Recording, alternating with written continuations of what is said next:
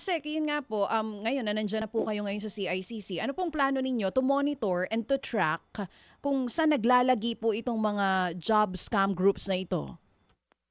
Ito, two-pronged attack ang pinaplano nating implement. Unang-una ho, dun sa mahuhuli natin pag actively do our nag-investigate ho tayo.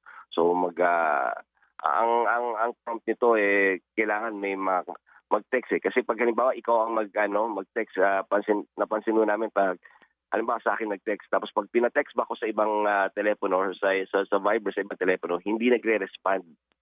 So yun ang inaan namin we're getting numbers and devices para doon pumasok yung mga scam texts na to using OTTS. So try natin na yung ginawa ko nung kababayan natin nung kinukwento niya sa umpisa na show i-bait natin sila. Mm-mm. So tapos hanggang makuha natin, hanggang makakuha tayo ng lead, whether it's through their payment gateway or try natin ibangga doon sa numbers sa SIM card registration app.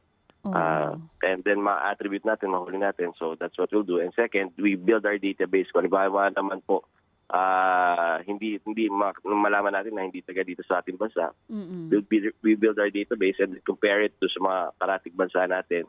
And hopefully, through strong cooperation with our allies in other countries, we dismantle yung sindikatong to kasi again, mainam na rin kasi hindi lang Pilipino ang nabibiktima, hindi iba't ibang mga Even bansa. foreigners.